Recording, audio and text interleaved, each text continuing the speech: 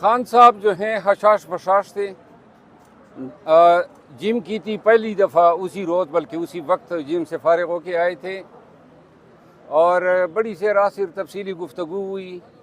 خان اب ایکشن چاہتے ہیں، وہ چاہتے ہیں کہ ہم اپنے قانونی اور آئینی حقوق جو ہیں وہ ایزرٹ کریں، کنونشن کریں، جلسے کریں.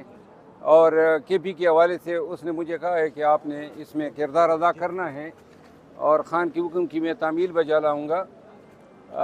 دوسری بات یہ ہے کہ کل خان صاحب سے جو ہیں بات چیت میں خان صاحب کا زیادہ زور اسی پہ تھا کہ جو ملاقاتیں ہیں وہ ریگولیٹ نہیں ہو رہی ہیں، بڑا کم ٹائم جو ہے فیملی کو دیا جاتا ہے. تو اس حوالے سے آج میں نے ایک ICA دائر کی ہوئی ہے، انٹرا کورٹ اپیل، جو ڈویژن بینچ کے سامنے مقرر ہے اور غالباً 12 یا 1 بجے ٹیک اپ ہوگی.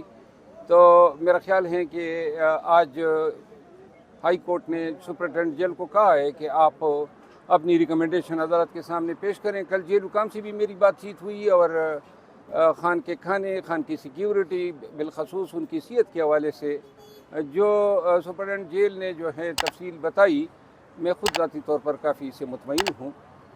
خان کو کل میں نے گلاب کا ایک پھول بھی پیش کیا.